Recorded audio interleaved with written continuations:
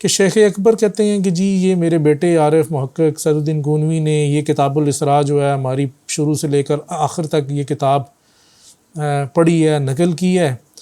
اور یہ جو سماعت ہے یہ ربیع الاول سن 633 ہجری کی ہے۔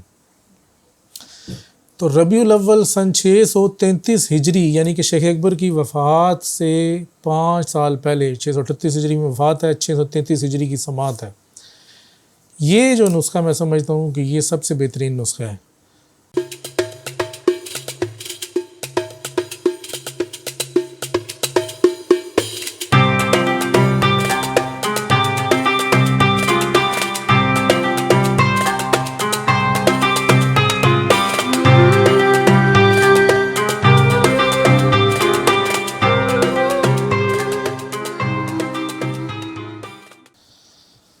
بسم اللہ الرحمن الرحیم۔ السلام علیکم۔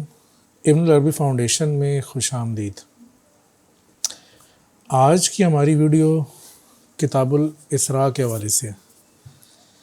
اس کتاب کے حوالے سے ہم ایک ویڈیو پہلے بنا چکے ہیں جس میں ہم نے اس عزم کا اظہار کیا تھا کہ ہم اس کتاب کا ایک اردو ترجمہ کرنا چاہتے ہیں، اس کے متن کی تحقیق کرنا چاہتے ہیں اور اس کتاب کو اردو پڑھنے سمجھنے والے لوگوں کے سامنے پیش کرنا چاہتے ہیں۔ تھوڑا سا ہم نے بیک گراؤنڈ بھی بتایا تھا کہ شیخ نے یہ کتاب کیوں لکھی،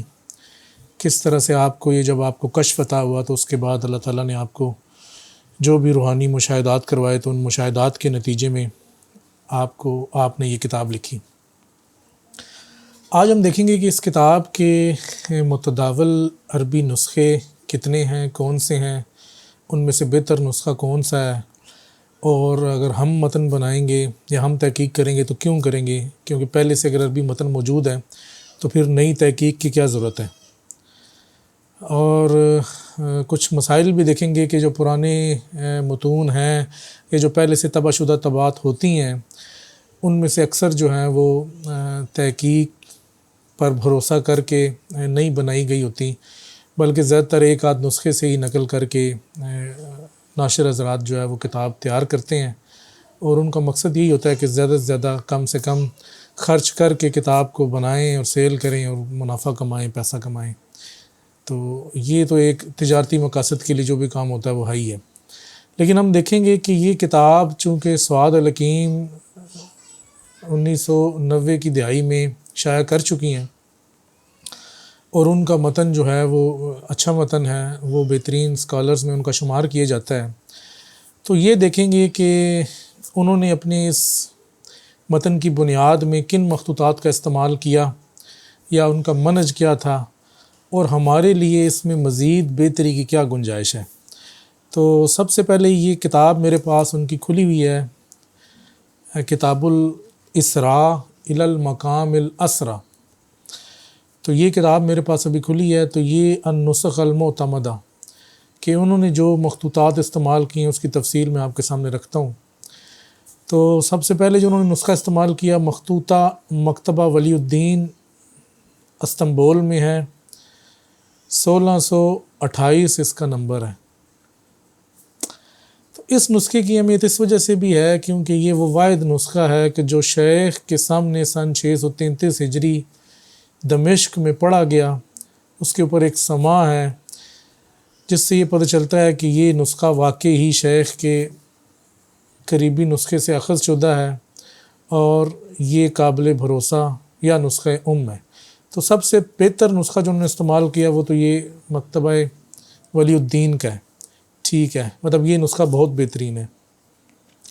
اب اس کے بعد ہم دیکھتے ہیں کہ انہوں نے دوسرا نسخہ کون سا استعمال کیا۔ دوسرا نسخہ استعمال کرتی ہیں مطبوعہ حیدرآباد سن 1948، یعنی کہ رسائل ابن العربی کا جو سب سے پہلا نسخہ حیدرآباد دکن سے انڈیا سے چھپا تھا، تو یہ نسخہ اب اس نسخے کے وہ تفصیل میں خود بیان کرتی ہیں کہ یہ نسخہ جو ہے اخطاء سے بھرپور ہے، یعنی کہ بہت زیادہ غلطیاں ہیں، اس کو ترتیب دینے، یہ نسخہ تو نہیں ہے بیسیکلی، تو یہ مطبوع متن ہے، لیکن مطبوع متن بھی کسی نسخے پر ہی ہے۔ تو آگے لکھتی ہیں کہ منہج علمی کا بالکل خیال نہیں رکھا گیا اور اس میں بہت زیادہ غلطیاں ہیں، بہت زیادہ سکم ہے، تو لیکن پھر بھی انہوں نے اس کو ایز اے سیکنڈ نمبر پہ نسخہ جو ہے وہ یوز کیا۔ تو تیسرے نمبر پہ کہتی ہیں جی، تیسرے نمبر پہ انہوں نے مخطوطہ استعمال کیا مخطوط برلین نمبر ہے جناب اس کا 1632۔ تو یہ بھی مطلب لیٹ نسخہ ہے۔ لیٹ سے مراد یہ ہے کہ شیخ کی اگر 638 سن ہجری وفات ہے تو یہ 966 ہجری کا لکھا ہوا نسخہ ہے، اور اس میں کوئی باقی ڈیٹیل نہیں ملتی کہ یہ نسخہ کس نسخے سے نقل شدہ ہے یا باقی اس کی تفصیل کیا ہے، تو یہ ایک لیٹ نسخہ شمار ہوگا۔ اسی طرح ایک اور مخطوط برلن، وہ اور بھی لیٹ نسخہ ہے 1259 ہجری کا، تو یہ انہوں نے چوتھا نسخہ استعمال کیا۔ تو پانچواں نسخہ جو انہوں نے استعمال کیا وہ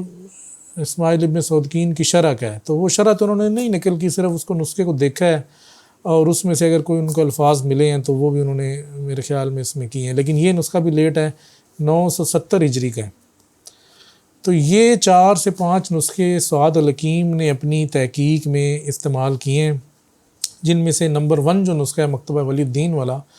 وہی ایک قابل بھروسہ نسخہ ہے۔ اب اس کے بعد جو باقی نسخے ہیں ان میں تمام میں سکم ہے، تاریخ بہت لیٹ ہے، مطلب دور کی ہے، تو اس وجہ سے ان کو نہ تو مکمل ریلائی کیا جا سکتا ہے اور نہ ہی ان پہ کوئی بنیاد بنا کے متن کو تحقیق کیا جا سکتا ہے۔ تو صرف ایک نسخے سے اگر متن تحقیق ہوگا تو اس کے جو مسائل ہوتے ہیں وہ ایک پھر کسی ویڈیو میں اس کو ڈسکس کریں گے، کیونکہ ہم تقریباً شیخ کی 30 کتابوں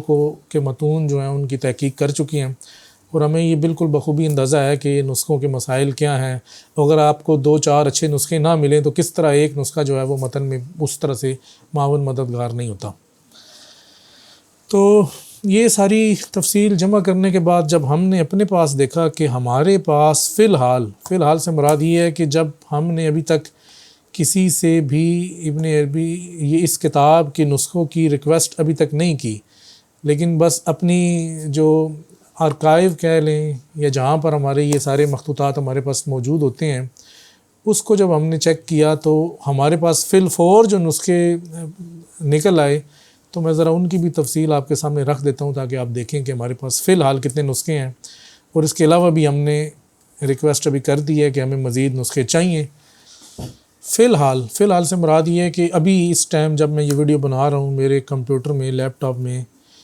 آرکائیو میں ہمارے پاس اس کتاب کا نام ہے الاسراء الی المقام الاسریٰ، 12 نسخے موجود ہیں۔ ان 12 نسخوں میں جو سب سے قدیمی نسخہ ہے وہ ہے فخر الدین خراسانی سن 814 ہجری، اور اس کتاب کا مطلب یہ ہمارے پاس جو ہے وہ قدیمی نسخہ ہے، مطلب بہترین نسخہ ہے۔ اس کی وجہ یہ ہے کہ ہم پہلے بھی اس مجموعے کے مختلف نسخوں کو مختلف کتابوں کی تحقیق میں استعمال کر چکے ہیں۔ تو یہ یمن زبید میں نقل ہوا تھا، اور یہ جس شیخ کے نسخے سے نقل ہوا ہے وہ بھی ایک معروف شخصیت ہیں، تو یہ ایک قابل بھروسہ نسخہ ہے۔ اچھا، اس کے بعد جو سب سے امپورٹنٹ نسخہ ہے جو کہ سعد الحکیم کو لازماً اپنی تحقیق میں استعمال کرنا چاہیے تھا،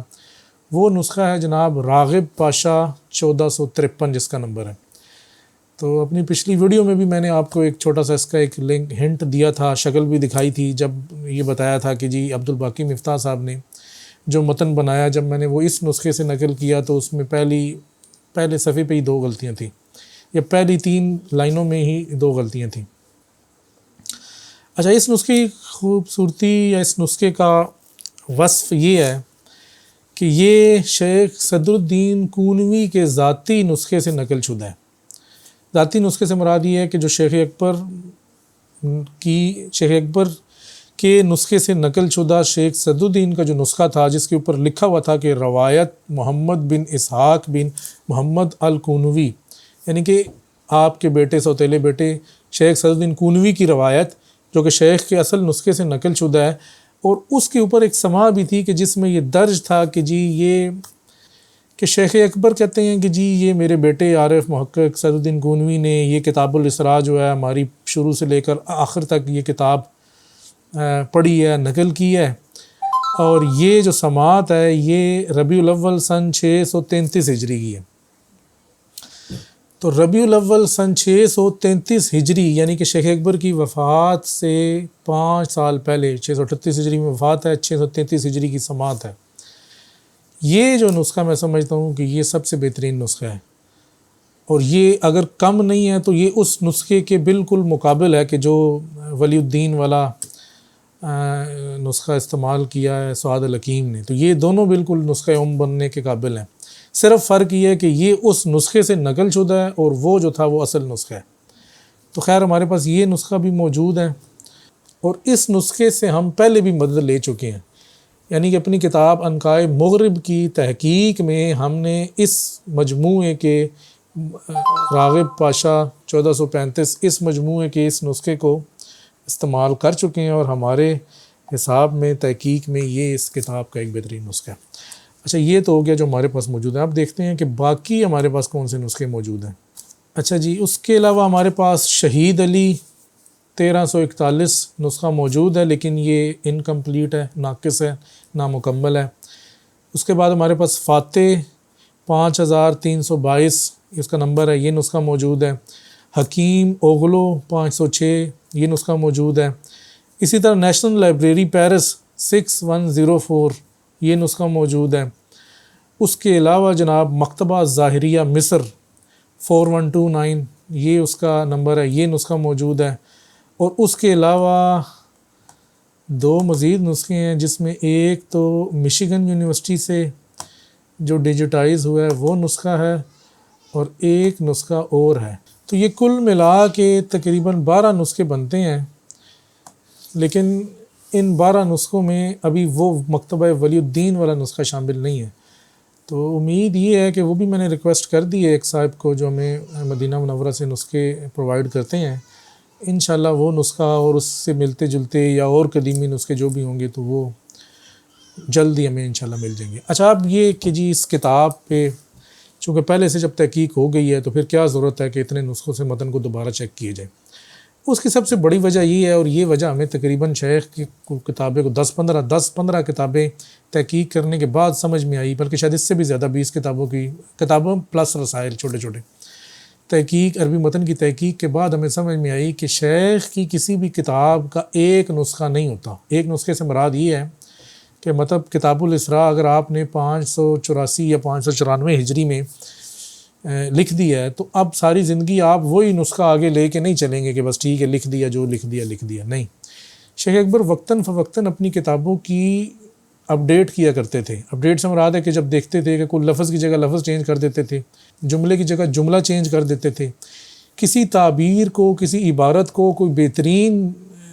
الفاظ میں تبدیل کر دیا کرتے تھے۔ پھر کئی دفعہ ایسا ہوتا تھا تو پرانا لفظ یا پرانی پورا ٹیکسٹ میں سے کوئی ایک جملہ نکال دیا کرتے تھے اور نیا جملہ بھی ڈال دیا کرتے تھے، اور کئی دفعہ نیا جملہ نہیں ڈالتے تھے، صرف حذف کر دیا کرتے تھے۔ تو یہ سلسلہ جو ہے وہ آپ کی اپڈیٹ کا سلسلہ یہ ساری زندگی چلتا رہا آپ کی تمام کتابوں میں، چاہے کوئی بھی کتاب ہو، فتوحات مکیہ ہو، تدبیرات الہیہ ہو، عنقائے مغرب ہو، مواقع النجوم ہو، ہمیں ہر کتاب کے 2 سے 3 ورژنز ملتے ہیں۔ اب اصل محقق کا کام یہ ہے کہ وہ ان تمام ورژنز کو ایسا جامع کرے، سب سے پہلے تو اس کو اس بات کا ادراک ہو جائے کہ یہ میرے پاس جتنے بھی مخطوطات ہیں ان میں سے وہ مخطوطات بھی مختلف ورژنز کے ہوں گے، مطلب کوئی ایک پہلے ورژن کا مخطوطہ ہوگا اسی سے نقل شدہ ہوں گے 2-4،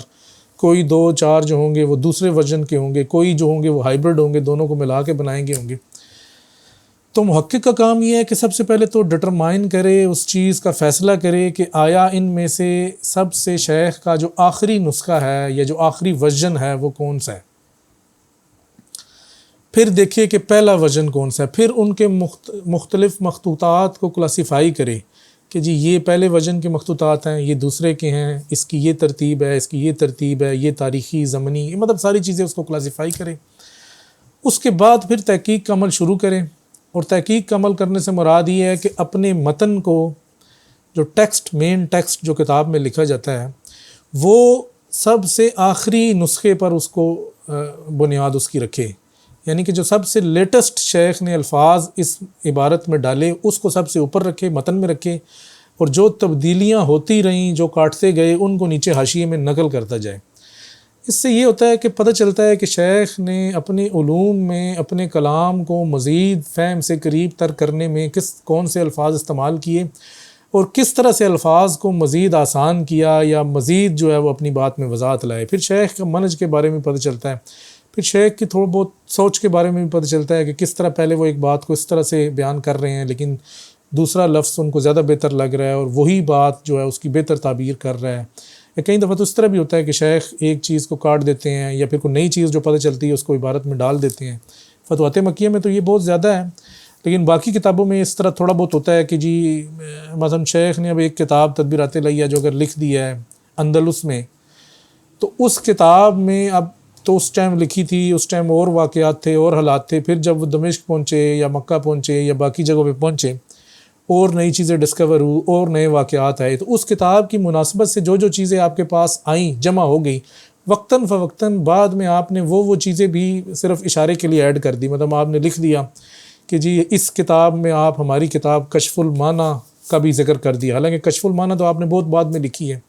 اور تدبیرات الہیہ تو آپ نے بہت پہلے لکھی ہے، تو اس پہلے والی کتاب میں آخر والی کتاب کا ذکر کس طرح ہو سکتا ہے؟ اسی طرح ہو سکتا ہے کہ اگر آپ نے بعد میں اس کو ایڈٹ کیا ہو۔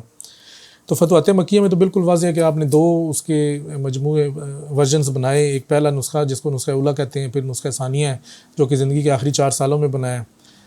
تو یہ ساری چیزیں ہیں، تو محقق کا کام یہی ہے کہ وہ ان تمام چیزوں کا جس کو ادراک ہو، پھر اس کے بعد وہ آخری جو شیخ کا حتمی متن تھا اس کو اوپر رکھے، اور جو شیخ نے جو پہلے الفاظ چینج کیے ہیں ان کو نیچے حاشیے میں رکھے، اور ایک ایک لفظ کی تحقیق کرے، اور اس کے بعد پھر وہ متن جو ہے وہ لوگوں کے سامنے پیش کرے۔ تو میں سمجھتا ہوں کہ سعاد الحکیم نے چونکہ صرف ایک نسخے سے ہی کتاب کی بنیاد رکھی ہے، اور بے شک وہ نسخہ آخری نسخہ ہو سکتا ہے، لیکن پھر بھی ایک سے زائد نسخوں کا استعمال ضروری ہے، اور جب تک 2-4 نسخے نہ ہوں آپ کو 2-3 ورژنز کا بھی پتہ نہیں چلتا کہ شیخ کس طرح سے وہ الفاظ کو چینج کر رہے ہیں۔ تو یہ آج کی ایک ویڈیو تھی جو کتاب الاسراء، اس کے مخطوطات، اس کے متون، اس پر تحقیق، نسخوں کے تقابل یا محقق کے بارے میں جو محققین کا جو کام ہے اس کے اوپر تھوڑی سی تفصیل فراہم کرتی ہے۔ تو میں نے سمجھا کہ یہ بھی لوگوں کے سامنے شیئر کر دیں تاکہ لوگوں کو پتہ تو چلے کہ کام ہوتا کس طرح سے ہے، اور ہم جو شیخ کے حوالے سے کام کر رہے ہیں تو اس کام کی نوعیت کیا ہے۔ تو اپنی اگلی ویڈیو میں اسی کتاب سے ریلیٹڈ اپنی اگلی ویڈیو میں اس میں سے چند ان اصطلاحات کے حوالے سے بھی بات کریں گے کہ شیخ نے کس طرح سے اس کتاب میں الفاظ کو استعمال کیا ہے، اور وہ جو آپ کہتے ہیں نا کہ مجرد معنی کا میرا کشف ہے، تو وہ کشف آپ نے پھر کس طرح ان مجرد معنی کو جو نہیں ہے وہ صورتوں کے یا الفاظ کے قالب میں ڈالا ہے۔ تو اس کی چند مثالیں جو ہیں وہ اگلی کسی ویڈیو میں لے کر آئیں گے۔ فی الحال کے لیے اجازت دیجیے۔ السلام علیکم ورحمۃ اللہ وبرکاتہ۔